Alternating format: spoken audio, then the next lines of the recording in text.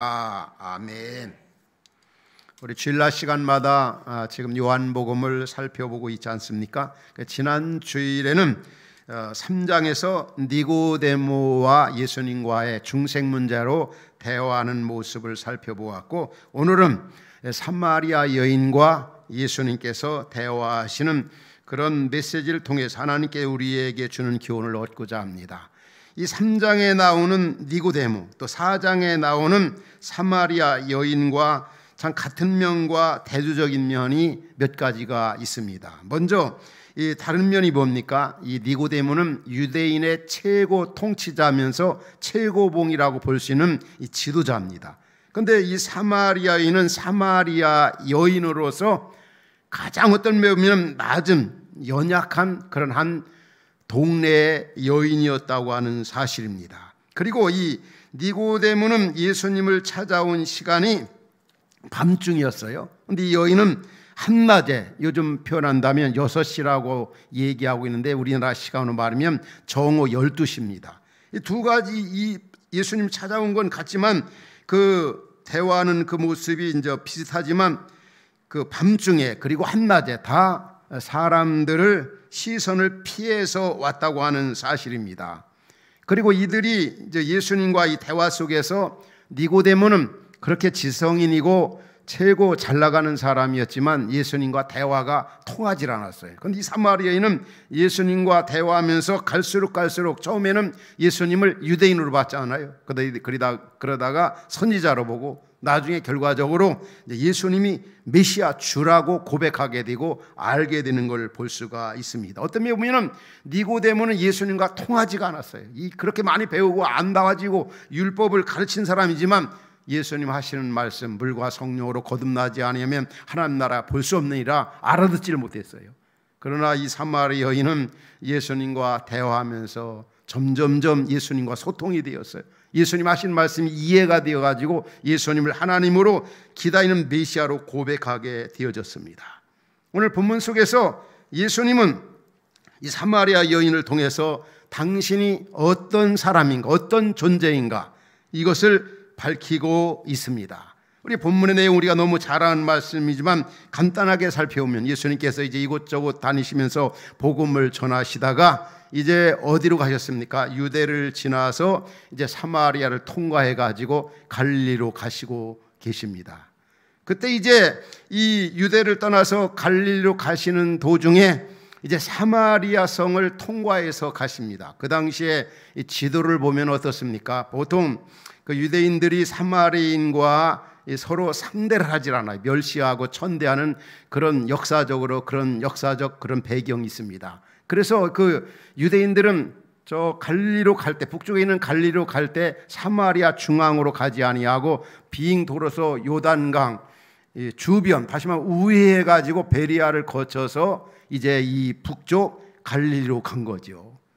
이 사마리아로 통과하면 3일 만이면은 걸어서도 이 갈릴리로 갈 수 있는데, 유대에서 그든 도라산 곱배기로 한 6일 정도 거쳐서 이 사마리아를 거치지 않고 요단강 가쪽으로 우회적으로, 다시 말하면 베리아 쪽으로 갔던 겁니다.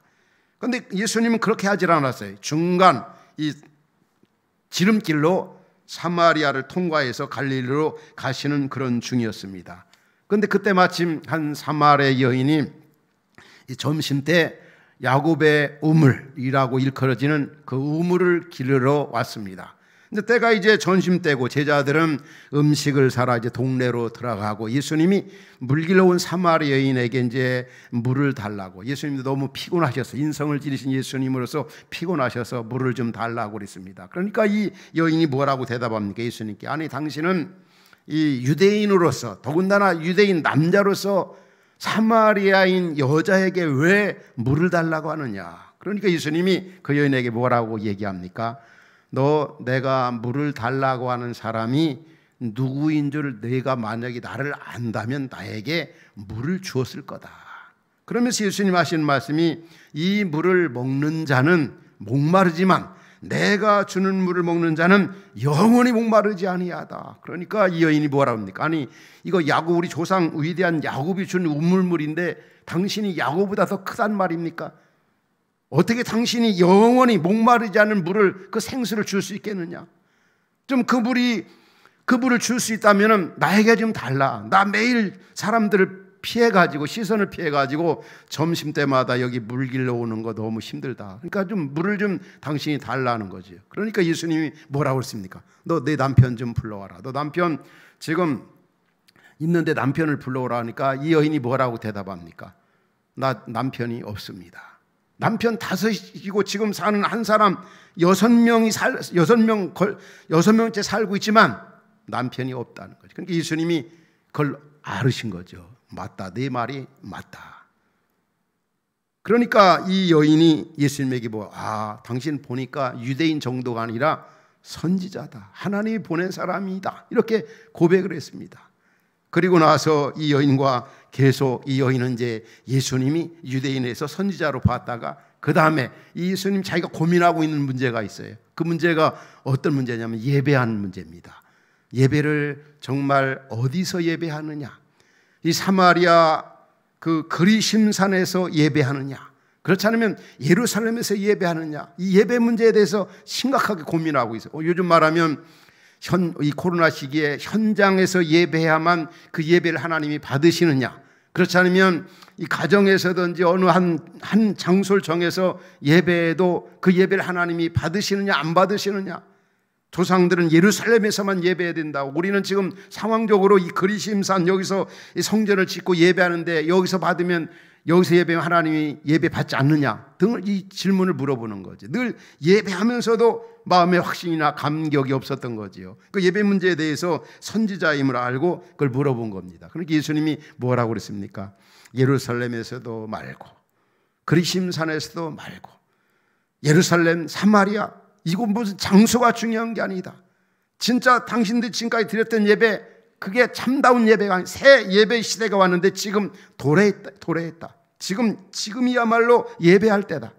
이 말의 의미가 뭐겠습니까? 예수님이 참 예배자라는 의미거든요. 그리고 이 예배를 신령과 진정으로 예수 그리스도 참 진리의 실제이신 예수 그리스도를 통해서, 그리고 성령으로 예배할 때 그 예배가 진정한 예배다. 그러니까 이 여인이 너무 깜짝 놀라는 겁니다. 그리고 나서 이 여인이 예수님에게 얘기하죠.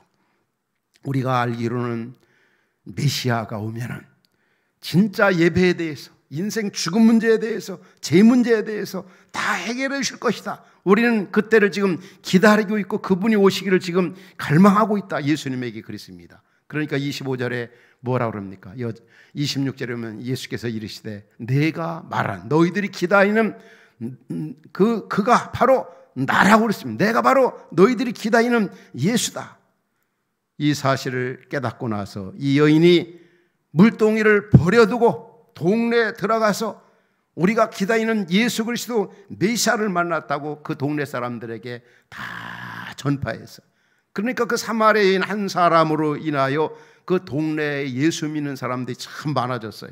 그런 이후에 이제 예수님을 사마리아로 초청을 해서 예수님이 2일 동안에 그 사마리아 성에 머물러 계심으로 그 동네가 더욱더 다 복음화가 이루어졌다는 내용이 요한복음 4장의 내용입니다. 그럼 이 4장 사마리아 여인과 예수님의 대화 속에서 우리에게 주시는 그 귀한 메시지 한 3-4가지를 여러분과 이 시간에 함께 나누려고 합니다. 첫 번째는 예수님과 사마리아 여인과의 대화 속에서 바로 예수님은 지역과 인종의 장벽을 무너뜨리시는 예수님이라는 거예요. 지역과 인종의 장벽, 무너뜨리시는 예수님, 깨뜨리신 예수님, 타파하시는 예수님. 여기 인종으로 말하면 사마리아의 여인, 사마리아인. 그 당시에 보면은 얼마나 유대인들이, 그 당시 사람들이 사마리아 사람들을 멸시하고 더군다나 여자 더 멸시했던 거죠. 인종차별이 얼마나 심했던지. 또 지역도 마찬가지로 사마리아 사람들이 그쪽으로 통과하지 않았어요. 예수님이 지름길로 가려고 사마리아를 통과한 것이 아니라 분명한 의도성을 가지고 인종의 장벽을, 지역의 장벽을 무너뜨리시려고 하는 그런 의도성을 가지고 이 사마리아로 이렇게 통과하시면서 그 중간에 수가성에서 이 여인을 만나면서 대화를 하시고 그에게 구원의 메시지를 전하시는 걸 볼 수 있습니다. 그 역사적 배경을 보면 우리가 아는 바대로 북방 이스라엘은 주전 722년에 아수르로 포로로 잡혀갔다가 돌아왔습니다. 그리고 또 남방 유다는 주전 586년에 바벨론에 의해서 포로로 잡혀갔다가 돌아왔습니다. 그때 돌아왔던 사람들이 이 사마리아인과 함께 결혼을 해가지고 가정을 이루어가지고 생활하는 사람들이 참 많아요. 그런 사람들이 사는 장소가 바로 이 사마리아인들이고 사마리아 지역이었어요. 그러니까 유대인들이 멸시하는 거, 무시하는 거, 순수한 유대인이 아니다 이거죠. 혼합 족속이다, 혼혈족이다 하면서 무시했던 거예요. 그래서 그들이 이제 사마리아인들이 돌아와서 성전을 재건축하고 또 성벽을 건축하려고 할 때 그들이 이 유대인들이 그들을 끼워주질 않아서 참여시키지 못하게 한 거, 서로가 그런 어떤 수백 년간 그런 갈등 관계에 있었던 겁니다. 그런데 우리 예수님은 어떻게 했습니까? 그런 것을 다 타파하시는 거예요. 여자다, 사마리아인이다, 다 하나가 되는 거 있잖아요. 정말 우리에게 중요한 메시지가 있습니다. 오늘날 우리 한국 사회를 보면은 얼마나 이 인종차별, 어떤 지연, 학연, 또 혈연 이런 것들이 얼마나 큽니까? 정말 이 대선을 앞에 두고 이런 부분 때문에 온 나라가 얼마나 시끄러운지 몰라요. 어떤 후보자들의 어떤 역량이나 인격이나 어떤 정책이나 이런 것보다는 어느 지역 사람이냐, 어느 누구에게 속한 사람이냐, 그것을 우선시하는 경우가 얼마나 많이 있습니까? 이 종교계 혹은 기독교 안에도 보면은 뭐 정치계는 더 말할 나위도 없지만은 이런 아름답지 못한 모습이 얼마나 많이 있습니까? 이 양극화 현상, 어떤 진영 논리, 자기 프레임에 이렇게 빠져 있는. 근데 우리는 항상 사람을 볼 때나 어떤 일을 볼 때 우리 예수님이 보는 것처럼 이 하나님 나라 가치 속에서 분별력을 가지고 판단하고 행동하고 생각하는 것이 얼마나 중요한지 몰라요. 여러분, 성경은 어떻게 말씀하고 있습니까? 사마리아 여인과 대화 속에서 우리 예수님은 이 땅에 있는 모든 민족이 다 하나가 되는 거죠. 인종을 초월해서, 지역을 초월해서, 혈연을 초월해서 하나가 되는 것이 하나님의 소원입니다. 에베소 1장에 그런 말씀 나오잖아요. 우리를 구원하신 목적이 뭡니까? 같이 한번 읽어볼까요? 시작. 하늘에 있는 것이나 땅에 있는 것이 다 그리스도 안에서 통일되게 하려 하심이라. 다 예수님 안에서 하나가 되는 것이죠. 그게 하나님의 소원이에요. 우리를 구원하신 목적이 뭡니까? 예수님 안에서 하나가 되라고 우리를 구원하신 거예요. 그런데 보면 참 주변에 성경이 예수님이 어떻게 말씀하고 있는가는 관심이 없어요. 저분이 어느 지역 사람이냐, 어느 누구 집안이냐, 뭐 그런 게 더 우선시 되는 경우가 너무 많이 있습니다. 우리는 가장 중요한 게 바로 이 하나가 되는 일. 에베소 4장에도 그런 말씀 나오잖아요. 성령이 하나가 되게 하신 것을 힘써 지키라. 창세기 보면은 바벨탑 때 죄를 지음으로 교만죄 때문에 하나님이 언어를 혼잡케 했습니다. 그러나 오순절날에 각 지역에서 몰려든 그 많은 사람들이 자기 나라 방언으로 말하게 되었어요. 서로 알아들을 수 있도록. 이게 바로 성령이 임할 때 왜 그렇게 하셨을까?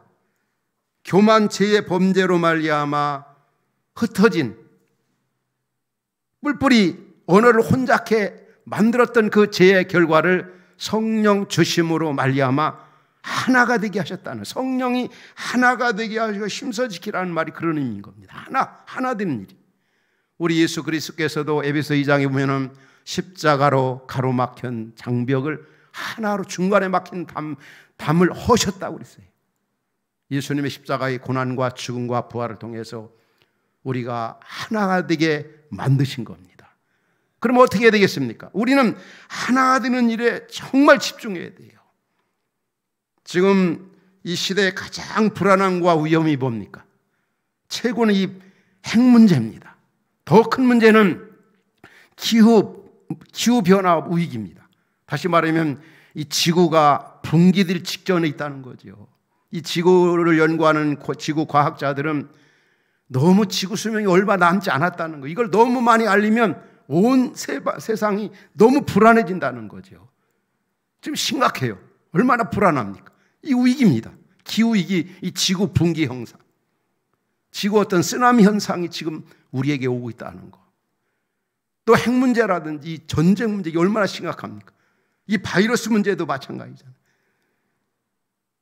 이 바이러스가 자꾸 변이 바이러스가 계속 나타나잖아요. 그게 참 우리를 불안하게 하고 우리로 하여금 정말 위기 속에 살도록 그런 현상들이 많이 나타나고 있어요. 위기감을 고조시키는 그런 일들이. 그러나 더 큰 위기, 더 큰 불안함이 뭡니까? 하나가 되지 못하는 거. 이 양극화 현상, 우리 한국 현실이 더 그런 것 같아요. 보면 이러한 때 하나님께서 우리에게 주시는 메시지의 마음을 두시길 바랍니다. 수가성 여인과 2000년 전에 말씀하셨던 그 예수님 모습 가운데 정말 인종과 지역을 초월해서 하나가 되게 하는 것, 이게 얼마나 중요한 일이냐. 예수님의 고별 기도에서도 그게 나타나잖아요. 요한복음 10장에 보면은 뭐라고 말씀? 내게 주신 영광을 내가 그들에게 주었사오니 이는 우리가 하나 된 것 같이 그들도 하나가 되게 하려 함이라. 예수님도 이 땅에 있는 성도들이, 한국교회가, 믿음의 식구들 다 하나가 되기를 지금도 하나님 보호자 우편에서 기도하고 계시다는 사실 잊지 말아야 돼요. 예수님의 기도와는 너무 아랑곳하지 아니하고 혈연 중심으로, 지역 중심으로 하나 되지 못하는 이런 한국교회나 우리 현실을 보면서 우리는 이 기도가 절실히 필요하고 또 우리는 하나 되는 일에 집중을 해야 합니다. 집중. 성경에 나오는 교회 가운데 하나 되지 못한 대표적인 교회가 어떤 교회입니까? 고린도 교회 아닙니까? 네 파로 교회가 나뉘어져 있어요. 바울파, 또 베드로파, 아볼로파, 그리스도파, 예수님파죠. 이게 말이나 되는 얘기입니까? 오늘 우리 현실을 보면 이런 모습들이 얼마나 많이 있습니까? 우리는 하나가 되는 일, 성령이 하나가 되게 한 일을 힘써 지켜라. 하나가 되는 길을 우리 예수님께서 빌립보에서 말씀해 주십니다. 빌립보서 2장 5절에 보면 그런 말씀 나오죠. 같이 읽을까요? 시작. 너희 안에 이 마음을 품으라. 곧 그리스도 예수의 마음이. 우리 모두가 다 예수님의 마음을 품을 때 하나가 되는 거죠. 너한테 맞추고 나한테 맞추고 거기에 맞추라가 아닙니다.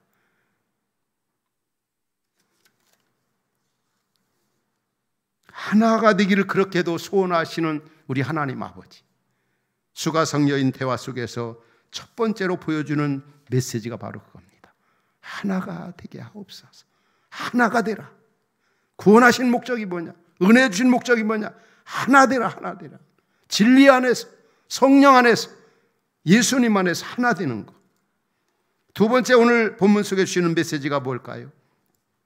사마리아 한 여인과 대화하면서 주시는 그 메시지가 뭡니까? 한 영혼의, 영혼 구원의 열정을 가지시는 예수님. 한 영혼, 한 사마리아 여인. 여러분, 예수님만큼 바쁘신 분이 어디 있습니까? 예수님만큼. 하나님이신 그분인데 인성을 지닌 예수님 이 땅에 오셨는데 예수님 상대하는 분들을 보면 다 어떻게 보면 피곤한 분들이 많아요. 가난한 자, 약한 자, 병든 자, 참 세상에 소외된 그런 분들. 그런데 예수님은 특별히 그렇게 분주하고 그런 참 바쁜 나날들을 보내시면서도 지금 사마리아 여인 한 사람에게 지금 한나절을 지금 보내고 계신 것 같아요. 정오에 예수님이 우물가에서 이 수가성 여인을 만났습니다. 그와 이게 대화하시는 그 영혼 구원에 그 죄인인 여자, 남편이 5씩이나 되고 현재 6명째로 살고 있는 남편, 얼마나 죄인 중에 죄인. 그러니까 너무 부끄러우니까 사람들이 낯을 피해가지고 점심시간에 물길로 온 거예요. 더군다나 사마리아인이고 더군다나 여인이고 더군다나 죄 지은 그런 사람으로 낙인 찍힌 사람, 한 영혼에 이 집중하시는 예수님. 이게 바로 예수님의 마음입니다. 영혼 구원의 말. 오늘 저와 여러분도 주님을 만난 자로 속은 만났다면 예수님 같은 그런 구령의 열정을 가져야 되지 않겠습니까? 이 한 영혼이 얼마나 귀합니까? 예수님이 말씀했죠. 사람이 온 천하를 다 얻고도 자기 목숨을 잃으면 그게 무슨 유익이 있겠느냐 말이에요. 한 영혼은 천하와도 바꿀 수 없다는 거죠. 사실 이 여인이 예수님을 구주로 고백하게 되지 않습니까? 앞서 말씀대로 처음엔 유대인이었고 그러다가 선지자로 알고 그러다가 이제 예수님이 메시아라는 걸 알게 되고 고백하게 되고 예수님 만나 구원받잖아요. 이 여인을 통해서 어떻게 됩니까? 사마리아 이 한 사람으로 인해 가지고 사마리아가 막 복음화가 이루어지는 거죠. 오늘날도 이런 현상들이 있습니다. 어느 가정, 믿지 않는 가정에 한 자매가 시집으로 왔습니다. 결혼을 했습니다. 다 믿지 않는 유교적 가정인데 저는 화평교회에서 목회하면서 그런 자매님들 많이 봤어요. 다 시대까지 다 그 한 여인을 그 자매님으로 인해 가지고 복음화가 이루어지는, 바로 이 한 영혼에게 집중할 때 이런 놀라운 역사가 일어난 거죠. 이 한 사람의 그 영향력, 우리 예수님은 이 한 사람에게 얼마나 집중하시는지 몰라요. 우리가 잘 아는 누가복음 19장 오면은 삭개오 한 사람 그 집에 가서 하룻밤을 지내셨어요. 하룻밤을. 그래서 이 삭개오가 그 부자였고 권세가 있었잖아요. 예수 만나가지고 구원받고 나니까 자기가 네 것을 이렇게 토색한 것이고 착취한 거 있으면은 4배나 갚겠다고, 다 팔아가 주겠다고. 이 구원의 역사가 일어난 거죠.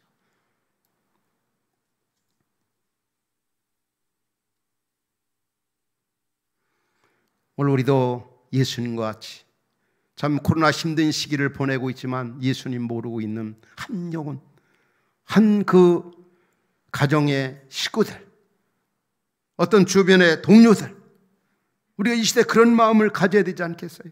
한 사람이 구원받고 변화될 때 그 영향력이 세상 속에 주는 그게 얼마나 크다는 사실을 잊지 말아야 합니다. 오늘 나에게는 그런 마음, 예수님 같은 그런 마음이 있는가? 주여 이 시대에 나에게도 예수님과 같이 한 영혼, 구령의 뜨거운 열정을 나에게 주옵소서. 그렇게 분주하고 피곤한 나날들을 보내시면서도 예수님은 영혼 구원하는 일에 가장 우선순위를 두시고 집중하셨다는 것, 우리가 본받아야 할 모습이고 이 시대 우리가 품어야 할 그 구령의 뜨거운 그 마음, 그게 바로 예수님 마음이고 우리가 가져야 할 마음인 겁니다. 또 한 가지, 이 본문 속에서 우리 수가성 여인과 대화하신 예수님의 모습 가운데 우리가 붙잡아야 할 메시지가 있다고 한다면 바로 믿는 자에게 영원한 생수가 되시는 예수님.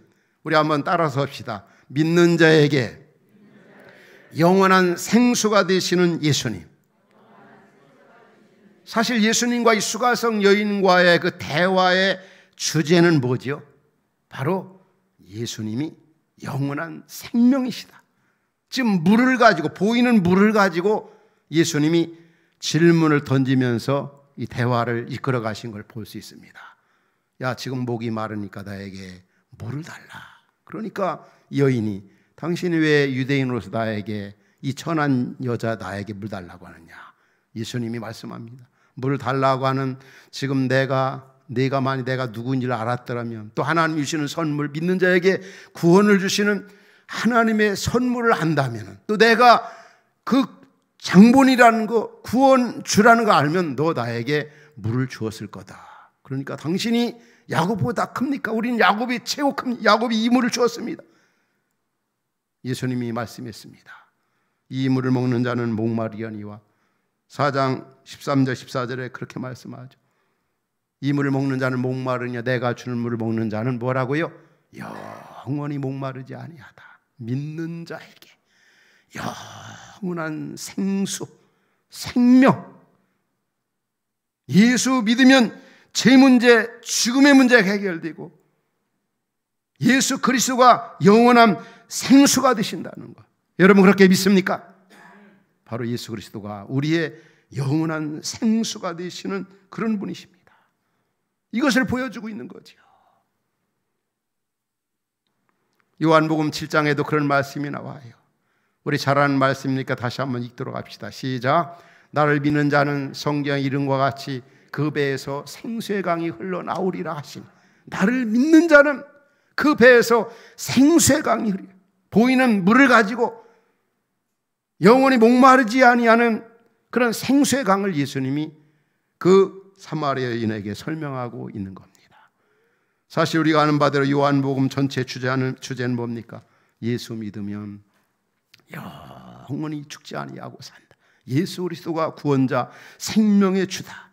그게 계속 1장에서부터 2장, 3장, 지금 4장일까지 다 강조하고 있는 게 바로 예수 그리스도는 하나님이시고 그분이 바로 구원자시고 그분 믿으면 생명을 얻는다는 거, 생명수가 되신 분이라는 걸 계속 강조하고 있는 거예요.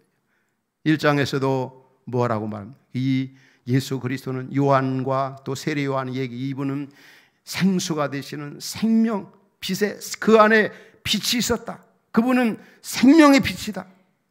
요한과 그 제자들이 강조하고 있고, 2장에 와서도 이제 그 가나 혼인잔치 물이 변하여 포도주가 된 사건을 통해서도 보여주는 게 뭡니까? 예수 그리스도가 하나님이신다. 물이 변하여 포도가 된다. 인간의 힘으로 할 수 없는 일이다. 바로 구원자 예수 그리스도, 생명의 주가 되시는 분임을 이 물이 변하여 포도주가 된 사건을 통해서 바로 그것을 보여주고 있는 겁니다.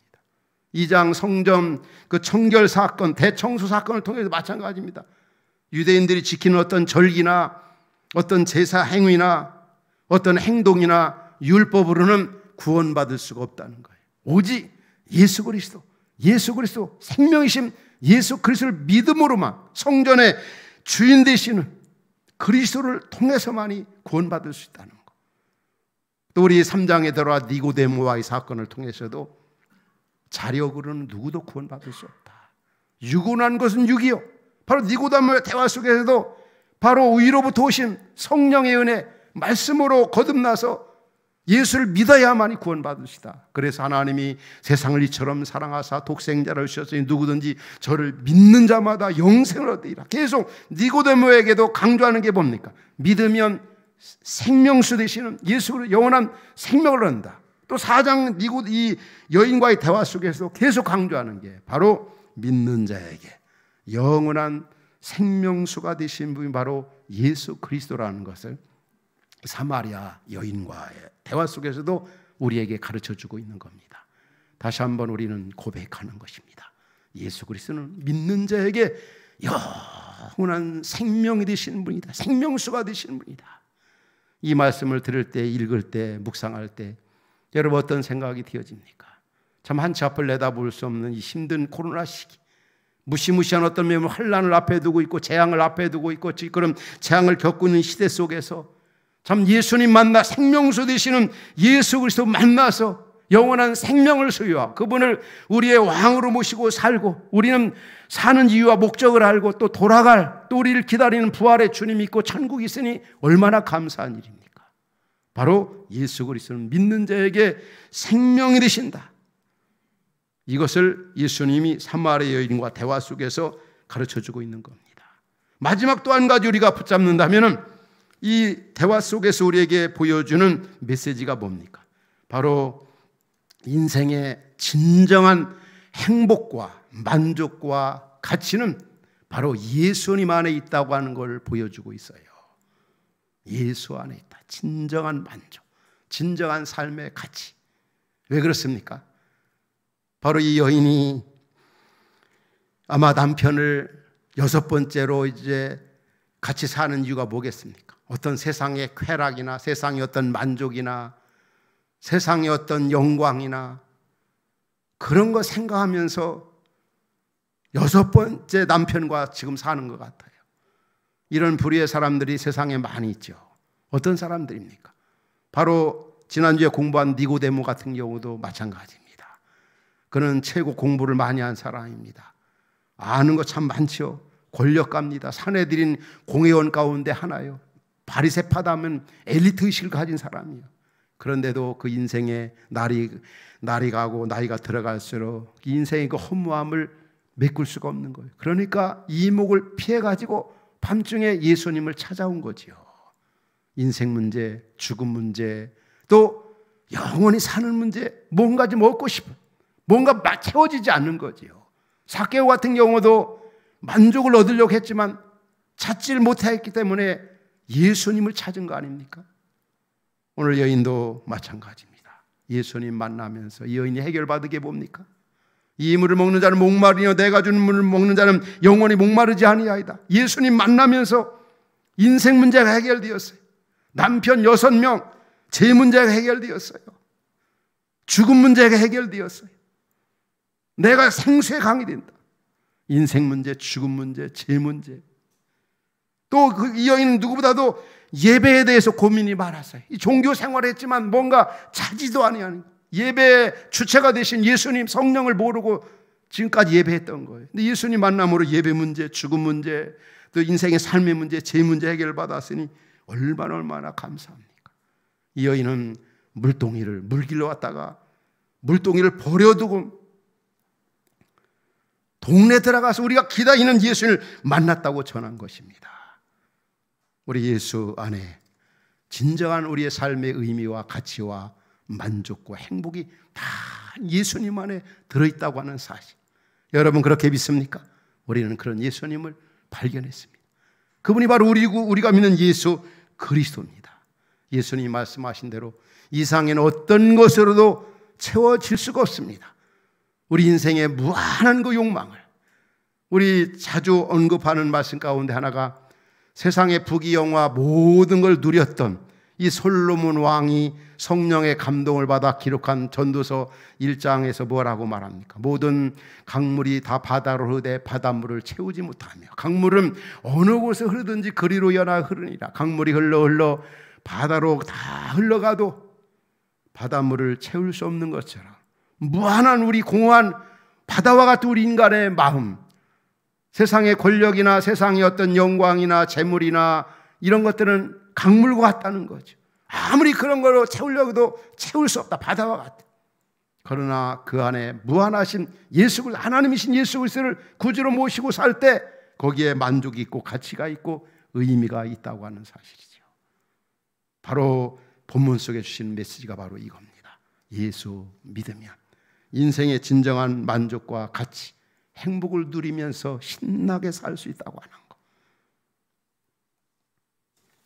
이 여인은 예수님 만나서 이런 문제 다 해결받은 거죠. 제 문제 해결받고, 죽음 문제 해결받고, 예배 문제 해결받고, 인생 궁극적인 문제 해결받고, 예수 만나 구원받은 자가 해야 할 일이 뭡니까? 그 여인은 동네에 들어가 물동이를 버려두고 동네에 들어가서 자신이 만난 예수 그리스도를 전하였다고 하는 사실입니다. 오늘 여러분들은 그런 삶을 살고 있습니까? 여러분 예수님 만났습니까? 그 예수님이 어떤 분이라고 그랬습니까? 오늘 본문 속에 나타난 예수님, 제가 4가지로 간단하게 말씀드렸습니다. 화면에서 이렇게 보는 것처럼 지역과 인종, 장벽을 무너뜨리 하나가 되기를 원하시는 예수님, 한 영혼 구령의 열정을 가지신 예수님, 믿는 자에게 영원한 생수가 되신 예수님, 우리 인생의 진정한 만족과 행복과 가치가 되시는 예수님, 여러분 이런 분 만나시기 바랍니다. 이런 분 만난 사람들이, 만난 성들이 해야 할 일이 뭡니까? 이 예수님을 전하는 일입니다. 이 코로나 힘든 시기 속에 한치 앞을 내다볼 수 없는 시대 속에서 이러한 예수님을 왕으로 구주로 모시고 이러한 예수님을 전하면서 시대적 사명을 잘 감당하시기 바랍니다. 오늘도 우리 예수님은 이 힘든 시기를 살아가는 우리에게 이 시대 사마리아 여인처럼 주님이 찾으시는 한 사람이 되어서 시대적 사명을 잘 감당하는 그런 은혜가 말씀을 듣는 성도 여러분 모두에게 있기를 주의 이름으로 축원합니다.